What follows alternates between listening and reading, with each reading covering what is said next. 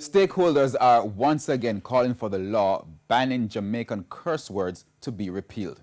The issue has dominated conversations after an Edna Manley valedictorian used one such word to end his presentation recently. TVJ's Giovanni Dennis tells us more. You all did it. Big up on. Polarizing. How this clip has divided views on the appropriateness of colloquial punctuations.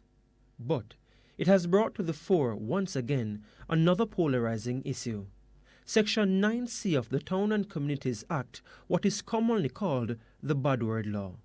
It says in part that if you use any profane, indecent or obscene language publicly, it's an offense and you will be liable to a penalty of $1,500 or 30 days imprisonment.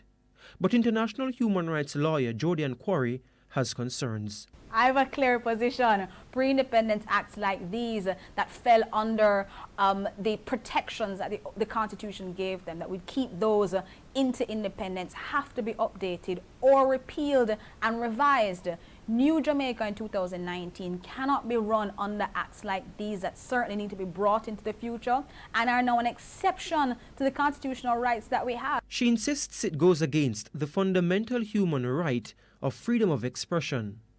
Dancehall entertainers argue it's restrictive. Disrupt your flow.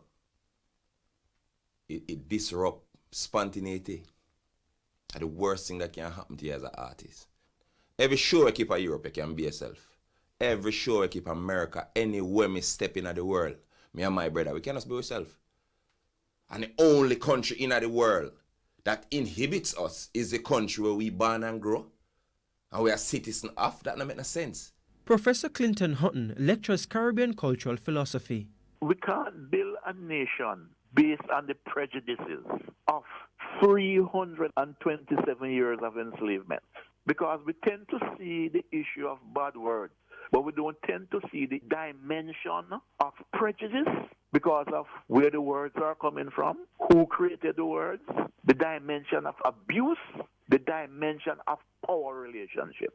These words are part of a culture maybe not every Jamaican embraces, but certainly is very much tied to Jamaica. To decide that we don't want to use our own cultural iconography and other people can use it and benefit from it is ridiculous. I think therefore is a real space for us to say, take a look at this language, take a look at this provision and say, those words are not in and of themselves a reason for you to say there's public disorder and unruliness. It's deeper than the bad word, brother. Just lose your classist mentality, bro. And sisterins. When we contacted the Justice Minister, he said there were no current plans to change the law, insisting it's a local government issue. In August, Opposition Senator Dr. Andre Horton said he was considering bringing a motion to have the law repealed. Giovanni Dennis, TVJ News.